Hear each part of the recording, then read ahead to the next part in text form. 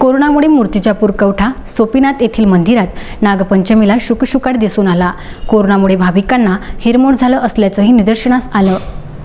मूर्तिजापूर तालुक्यातील ग्राम कवठा सोपीनाथ येथे सालाबादाप्रमाणे नागपंचमी तसेच पोळ्याच्या दुसऱ्या दिवशी मोठी यात्रा भरते।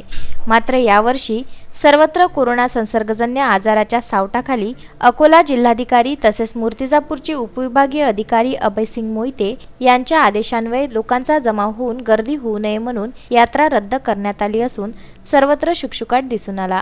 समाज रूढी परंपरेनुसार अबालवृद्ध श्रद्धेच्या नावाखाली सणावाराला दर्शन करून आपला नवस फेडल्याचे राहून गेल्याच्या कारणाने मात्र पंचक्रोशीतील हजारो भाविकांचा हिरमोड झाल्याबाबतच्या प्रतिक्रिया भाविकांच्या तोंडून ऐकावयास मिळाल्या आहे। मूर्तिजापूर तालुक्यातील कवठा सोपीनाथ येथील सोपीनाथ महाराजांचे मंदिर फार पुरातन असून येथे नागपंचमीला भव्य दिव्य यात्रा भरते। प्रतिवर्षी नागपंचमीच्या पार्श्वभूमीवर सर्वत्र मंदिराच्या सभोवताली बाजारपेठेतील विविध दुकाने सजलेली दिसत होती।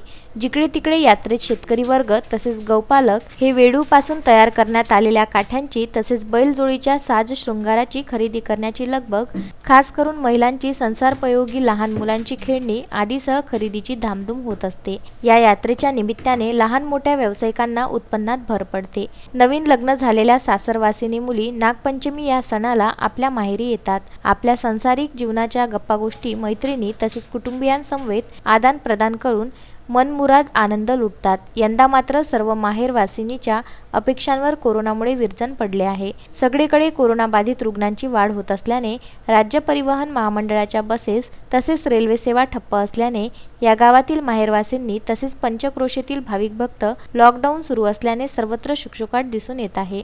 यावेळी माना पोलीस स्टेशनचे ठाणेदार संजय खंडारे, बाळकृष्ण नलावडे, दिलीप नागोलकर, निलेश इंगळे, विठ्ठल राठोड यांनी चोख बंदोबस्त लावला होता।